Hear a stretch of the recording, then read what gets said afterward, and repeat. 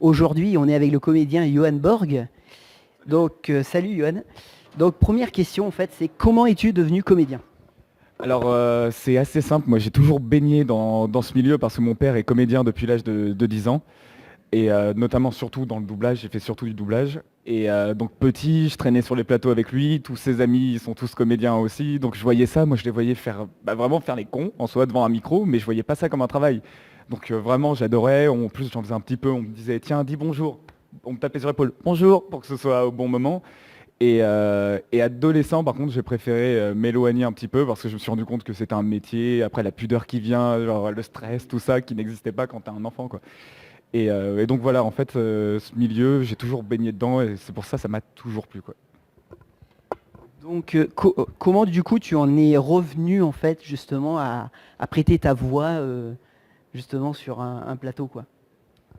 Bah, en fait, donc comme j'en ai fait petit, je connaissais un peu tout le monde dans le milieu. Adolescent, je savais pas trop quoi faire, un peu perdu. On te demande qu'est-ce que tu veux faire toute ta vie. T'en as aucune idée à 16 ans.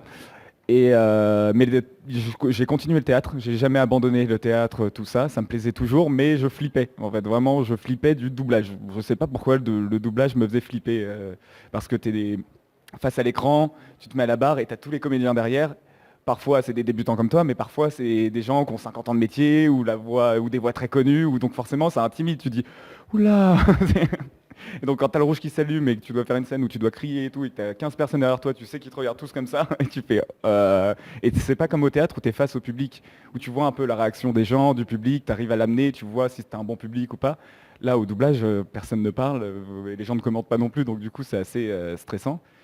Et j'y suis retourné à peu près vers l'âge de 18, 19, j'ai commencé à revenir un peu dans le milieu, à revoir les directeurs artistiques, me présenter, tout ça. Et là, ça fait à peu près 4, 5 ans, je dirais que ça commence à devenir régulier. 3 ans que c'est régulier en tout cas.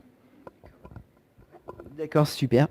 Quel est ton meilleur souvenir en fait sur un plateau d'enregistrement? Il y en a plein parce que vraiment on se marre. En général, bon, il y a des plateaux où c'est plus calme, mais en général, on se marre quand même. Donc des meilleurs souvenirs, je sais pas, j'en ai plein avec papa, ses amis, moi, des amis que je me suis fait aussi dans le métier, tout ça. Il y a eu beaucoup de bons délires. Après, un exemple précis, je sais pas si j'en ai, mais non, on s'amuse bien en général. D'accord. Bon, justement, celui te concernant qui intéresse le plus, je pense, les fans d'animation, c'est en fait ton travail sur Taki, donc de Your Name, le dernier chef-d'œuvre de Makoto Shinkai, quoi. Donc, est-ce que tu peux nous parler un petit peu de ce projet, de comment tu en es venu à cette aventure-là, quoi? Et ben en fait, ça s'est fait parce que c'était la société Soundtastic qui m'a contacté, qui m'ont dit est-ce que tu aurais des démos. On a un film d'animation, voilà, et on aimerait avoir des démos.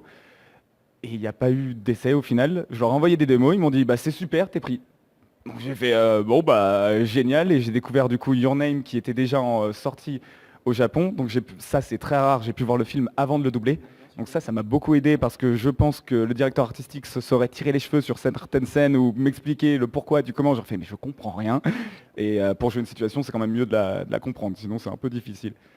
Et voilà, bah, ça s'est fait comme ça. Je suis allé le faire chez Soundtastic et voilà. Et on a fait ça en une journée à peu près. C'était assez rapide pour un film. Ouais, ouais, ouais, ça allait très très vite. C'était une journée au Luxembourg, en fait, leur studio est là-bas. Et du coup, j'ai fait un aller-retour dans la journée, quoi. Super, super.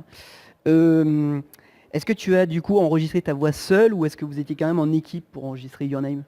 Alors non, quand je suis arrivé, j'étais le premier. Donc il n'y avait rien de fait, j'étais tout seul, je savais même pas qui allait faire Mitsuha. Voilà, après j'ai appris que c'était Alice Sorsa qui est une amie.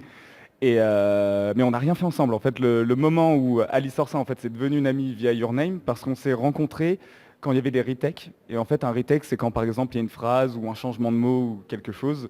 Et donc, du coup, on vient refaire. Ils sont venus louer un studio pour une journée à Paris pour faire les retakes. Et c'est là où, justement, on a fait des trucs ensemble, machin. Mais sinon, non, j'ai fait tout le film tout seul. Quels sont les auteurs ou les films, peut-être les autres comédiens qui t'ont inspiré justement dans ton métier? Qui m'ont inspiré, il y en a plein, vraiment. C'est les acteurs américains, les acteurs français. C'est comme je disais, j'ai toujours grandi là-dedans. Donc quand je les voyais, même les amis de papa, même mon père, tout ça, ça m'a toujours donné envie. Donc j'ai toujours été entouré, même mon grand-père qui était dessinateur. Donc j'ai toujours été entouré d'artistes. Donc je me voyais pas autre part que dans un métier artistique. Même quand on me disait tu veux faire quoi plus tard, je disais je sais pas, mais je savais que je voulais un truc artistique. Donc on m'a envoyé dans des trucs photos, machin. J'ai un peu touché à tout quand je me cherchais, quoi. Mais artistique toujours. Donc en dehors de ton métier de comédien, est-ce que tu as d'autres loisirs ou hobbies ou activités? Ouais, là j'ai pas peint depuis un moment, mais je fais beaucoup de peinture. Et ça c'est un bon passe-temps parce que avec notre métier de comédien, on a tellement des horaires aléatoires qu'on peut travailler un jour sur deux ou machin. Donc ça me permet vraiment de me faire mes programmes et on a quand même pas mal de temps libre. Donc quand on a 2-3 jours sans travailler, vraiment c'est une bonne activité. Donc du coup, où est-ce qu'on peut retrouver ta voix donc du coup et quelle est ton actu du moment? Alors ma voix, on peut la retrouver dans plusieurs séries. J'ai des petits rôles. Dernièrement, j'ai fait Westworld saison 2. J'ai eu un petit rôle d'un robot. Dans la série The Sun, je fais le petit-fils de Pierce Brosnan. Et après, en général, j'ai tendance à oublier. En général, les gens sont plus au courant que moi. Et sinon, des projets, après ça, je ne sais pas trop si je peux en parler, mais je pense que oui.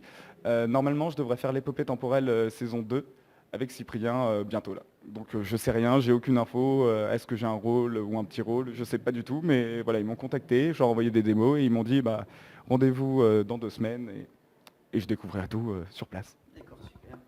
Bah, c'est super, merci à toi Johan d'avoir répondu à nos questions. Merci à vous. Et à bientôt donc sur le blog lesdessinsanimés.fr.